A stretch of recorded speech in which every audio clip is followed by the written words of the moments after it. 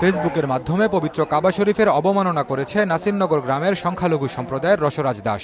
এমন অভিযোগ ওঠার পর তাকে পুলিশে সোপর্দ করে গ্রামবাসী। তবে এই ঘটনার প্রতিবাদে রোববার সকালে উপজেলা সদরে আহলে সুন্নাত ওয়াল জামাত এবং হেফাজতে ইসলামের পক্ষ থেকে আলাদা দুটি প্রতিবাদ সমাবেশের ডাক দেওয়া হয়। শনিবার সন্ধ্যা থেকে রাত পর্যন্ত করা হয় মাইকিং।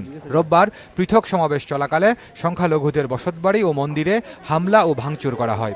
গ্রামবাসী বলছে, কিছু বুঝে ওঠার আগেই শুরু হয় নির্বিচার হামলা ও ভাঙচুর। আমি বলবো যে প্রশাসক এবং এই থানার ওসি উনি যদি আরো ভালোভাবে আমাদের নিরাপত্তা দিত তাহলে এই ঘটনা ঘটতো না। আমাদের নিরাপত্তা কিছুই দেয় নাই, কিন্তু আমরা এখনো যে আছি আমরা খুব আতঙ্কের মধ্যে আছি। মাইকিং করছে ঠিক আছে তারা, হ্যাঁ, কিন্তু পুলিশ প্রশাসন এরকম কোনো তৎপরতা নেই বা অন্যান্য যে প্রশাসন আছে এখানে তো ইউনু সাহেব আছেন, উনি ম্যাজিস্ট্রেট, হ্যাঁ, এসিল্যান্ড আছে ম্যাজিস্ট্রেট, ওনারা যদি পদক্ষেপ নিতে তাহলে এই ধরনের ঘটনা ঘটতো না। অনুমোদন দিছে ঠিক আছে, কিন্তু রক্ষণাবেক্ষণের জন্য যেভাবে পুলিশ প্রশাসনের প্রয়োজন ছিল সেই পরিমাণ পুলিশ প্রশাসন ছিল না।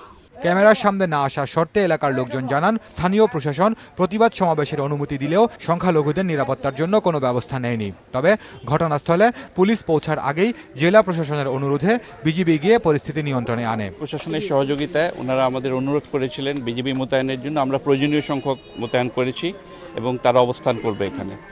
তো আপনারা দেখেছেন যে আমরা সবচেয়ে প্রথমে এখানে আসছি।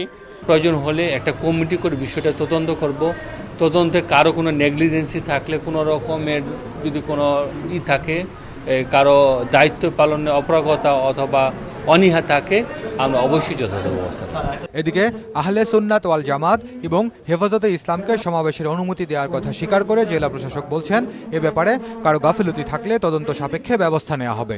অনেক সময় বিরাট জনসমাগম হলে কোনো জায়গায় এর সুযোগ নিয়ে থাকে, আমরা এজন্যই তদন্ত করব। মামলাও যেমন চলবে, পাশাপাশি তদন্ত করে কারো যদি গাফিলতি থাকে সে বিষয়ে আমরা ব্যবস্থা করব। এই ঘটনায় অজ্ঞাত 1200 লোককে আসামি করে আলাদা দুটি মামলা করা হয়েছে। এখন পর্যন্ত 10 জনকে গ্রেফতার করেছে পুলিশ।